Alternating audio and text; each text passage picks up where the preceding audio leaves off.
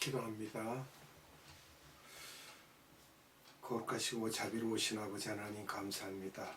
오늘도 복된 날 허락하시고 생명의 말씀 앞으로 우리를 인도하신 하나님 감사합니다. 우리 영혼을 사랑하사 만세전에 우리를 택하시고 하나님의 생명의 말씀으로 양육하신 아버지 하나님, 그 외아들을 보내사 우리로 구원의 길에 이르도록 은혜 베푸신 하나님께 감사와 찬양과 영광을 올려드리옵고 예수님의 이름으로 감사하며 기도드리옵나이다. 아멘. 오늘은 인간의 타락에 대해서 두 번째 시간으로 함께 말씀을 나누도록 하겠습니다. 창세기 3장 1절을 보겠습니다. 여호와 하나님의 지으신 들짐승 중에 뱀이 가장 간교하더라. 뱀이 여자에게 물어 가로되 하나님이 참으로 너희더러 동산 모든 나무의 실과를 먹지 말라 하시더냐. 아멘. 하와가 어떻게 유혹을 당하는지 봅니다. 뱀의 질문에 문제점이 있죠. 참으로라는 말을 이렇게 달아서 합니다. 그 단어를 사용해서 하와가 의심을 갖게 유도하여 하나님이 먹지 말라는 말씀이 참이냐 하면서 하와가 반신반의하면서 헷갈리게 하는 거죠. 그리고 또 모든 동산의 실과를 먹지 말라 하시더냐 이러면서 또 사람을 헷갈리게 합니다. 선악을 알게 하는 나무와 다른 모든 것과 희석을 시켜서 헷갈리게 하고 함정을 만들고 있습니다. 창세기 3장 2절로 3절을 봅니다. 여자가 뱀에게 말하되 동산 나무의 실과를 우리가 먹을 수 있으나 동산 중앙에 있는 나무의 실과는 하나님의 말씀에 너희는 먹지도 말고 만지지도 말라 너희가 죽을까 하노라 하셨느니라. 아멘. 창세기 2장 9절을 보겠습니다. 여호와 하나님이 그 땅에서 보기에 아름답고 먹기에 좋은 나무가 나게 하시니 동산 가운데에는 생명나무와 선악을 알게 하는 나무도 있더라. 2장 16절을 봅니다. 창세기 16절 17절을 보겠습니다. 여호와 하나님이 그 사람에게 명하여 가라사대 동산 각종 나무의 실과는 내가 임의로 먹되 선악을 알게 하는 나무의 실과는 먹지 말라. 내가 먹는 날에는 정령 죽으리라 하시니라. 아멘. 창세기 3장 2절에서 3절을 보면 하와가 이야기를 이렇게 합니다. 우리가 먹을 수 있으나 그렇게 말을 했고 또 너희가 죽을까 하노라 하셨느니라고 이렇게 말하고 있어요. 하나님은 절대 그렇게 말씀하시지 않았죠. 정령 죽으리라고 하셨어요. 하나님의 말씀 명령을 그대로 대답하지 않고 희미하게 정확하지 않게 자기 마음에 생각나는 대로 대답하면서 분별력이 없으므로 뱀이 공격할 수 있는 틈을 주고 있습니다. 창세기 3장 4절로 5절을 봅니다. 뱀이 여자에게 이르되 너희가 결코 죽지 아니하리라. 너희가 그것을 먹는 날에는 너희 눈이 밝아 하나님과 같이 되어 선악을 알 줄을 하나님이 아심이니라. 아멘. 자, 여자가 혼란스러워할 때 판단력이 상실되었을 때 뱀이 공격을 합니다. 마귀의 접근 방법은 천천히 또는 우회적으로 죄를 합리화하고 점점 실체화해서 말을 합니다. 지금 우리네가 종교다원주의에 들여다보게 되면 유일신을 부정하는 등 우회적으로 공격하여 결국 나중에는 그 모든 것을 실체화하여 공격합니다. 세계평화, 녹색운동, 통합, 사탄의 손으로 들어갑니다. 그냥 묶여서 들어가요. 창세기 3장 6절을 봅니다. 여자가 그 나무를 본즉 믿음직도 하고 보암직도 하고 지혜롭게 할 만큼 탐스럽기도 한 나무인지라 여자가 그 실과를 따먹고 자기와 함께한 남편에게도 주매 그도 먹은지라. 아멘. 인간의 취약점이죠. 육신의 정욕, 안목의 정욕, 이생의 자랑 등을 경험케 하여 여자가 무릎을 꿇게 하고 여자의 말을 들은 남자도 넘어지게 되는 것입니다. 하나가 쓰러지면 하나가 같이 넘어집니다. 정령 죽으리라는 말은 틀림없이 꼭 죽는다는 것입니다. 그것을 우리가 살펴볼 때 육은 영원한 육으로 우리가 만들어졌는데 처음에는 썩지 않는 육이죠. 하나님께서 생명이 되게 하셨으니까. 그런데 거기에 죄를 더하니까 썩는 육으로 변합니다. 930세에 죽게 되고 또 시간 속으로 내려온 차원이 다른 그러한 육으로 변해서 썩게 되는 거예요. 천년왕국 때 육의 모습이 현재 우리와 다릅니다. 그 다음에 혼을 보면요, 우리가 마음과 정신이라고 하는데 사탄의 마음으로 서서히 변질되기 시작합니다. 가인이 그랬죠. 살인자의 마음. 사탄이 타락시킴으로 그렇게 될 수밖에 없습니다. 그래서 하나님께서 노여워하시죠. 영을 보면은요, 하나님과 분리되어서 멀어지게 됩니다. 처음에는 하나님의 영이 있었는데 그 하나님의 영이 빠지고 사탄의 영이 우리 마음에 들어간 거죠. 그러니까 이제 죽은 영이 되는 것입니다. 창세기 2장 7절 봅니다. 여호와 하나님이 흙으로 사람을 지으시고 생기를 그 코에 불어넣으시니 사람이 생명이 된지라. 아멘. 생명이라고 했습니다. 하나님의 생명이 혼에 들어가 있으면 생명이고요. 그게 빠져나가고 마귀의 영이 들어가게 되면 죽음으로 가는 것입니다.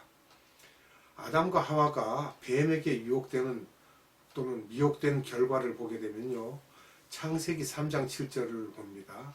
이에 그들의 눈이 밝아 자기들의 몸이 벗은 줄을 알고 무화과 나무 잎을 엮고 치마를 하였더라. 아멘. 이것은 그들의 눈이 밝아라고 할 때 죄가 그들에게 들어감으로 인하여 이제는 부끄러움을 알게 되죠. 혼의 눈이 시간 속으로 들어와서 변해버린 거예요. 생명이었다가. 그래서 무화과 나무 잎을 엮고 치마를 하였더라. 이 말씀을 자세히 우리가 살펴보면요, 이스라엘 나라를 상징하는데 예수님이 없는 상태의 이스라엘을 말하고 있습니다. 무화과 나무 잎이요. 그 다음에는 창세기 3장 8절을 봅니다. 그들이 날이 서늘할 때 동산에 거니시는 여호와 하나님의 음성을 듣고 아담과 그 아내가 여호와 하나님의 낯을 피하여 동산 나무 사이에 숨은지라. 아멘. 여호와 하나님의 음성을 듣고 어떻게 했다고요? 그들이 두려워한 거예요. 그래서 숨은 거예요. 왜? 죄가 드러나기 때문에. 여기에서 여호와를 우리가 자세히 깊이 생각할 것은 예수님으로 여러분들이 생각하시면 이해가 빠를 것입니다. 창세기 3장 14절을 봅니다. 여호와 하나님이 뱀에게 이르시되 내가 이렇게 하였으니 내가 모든 육축과 들의 모든 짐승보다 더욱 저주를 받아 배로 다니고 종신토록 흙을 먹을지니라. 아멘. 원래 뱀은 흙을 먹지 않죠. 그런데 결국은 사람을 흙으로 지으셨다 했는데 2장 7절을 보면요, 그러면 결국 뱀이 사람을 먹는다는 것입니다. 흙으로 사람을 지었는데 뱀이 종신토록 흙을 먹을지니라 했기 때문에 이 사탄이 사람을 먹는 것입니다. 흙을 먹는 것이 아니라. 하나님의 영이 없는 사람들은 이 뱀이 마음대로 다스리고 있다는 것이에요. 사탄이.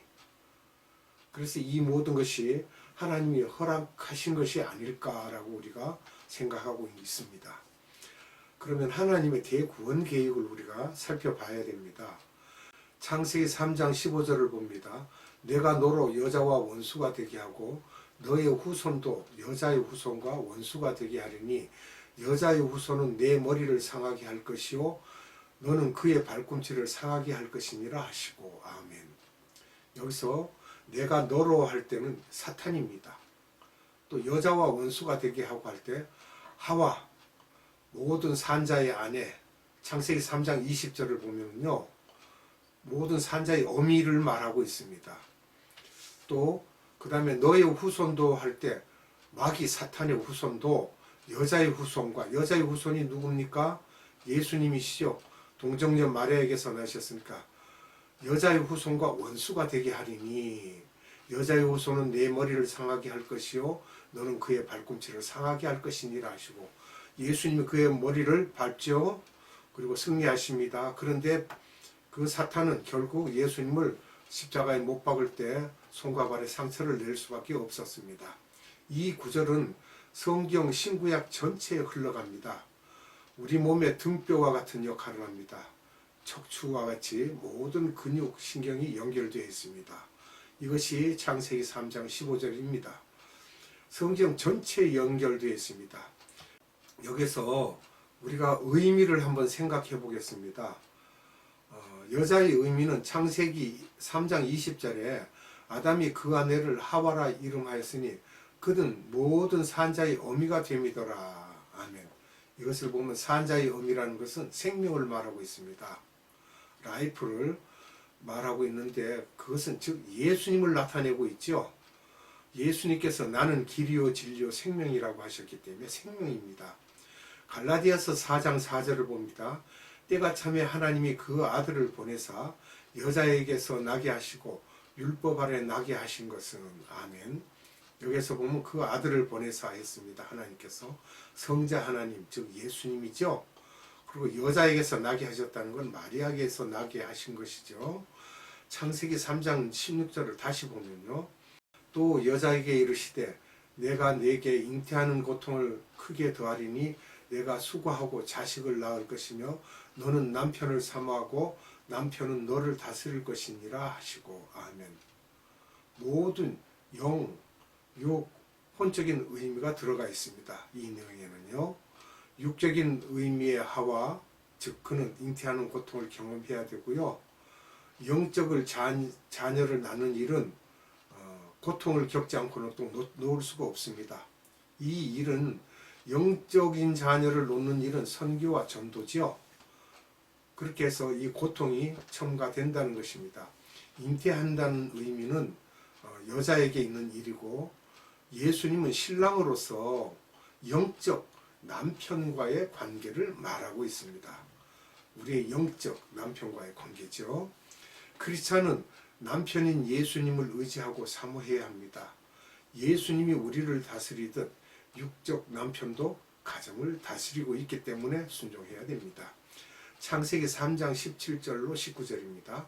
아담에게 이르시되 내가 내 아내의 말을 듣고 내가 너더러 먹지 말라 한 나무 실과를 먹었은즉 땅은 너로 인하여 저주를 받고 너는 종신토록 수고하여야 그 소선을 먹으리라.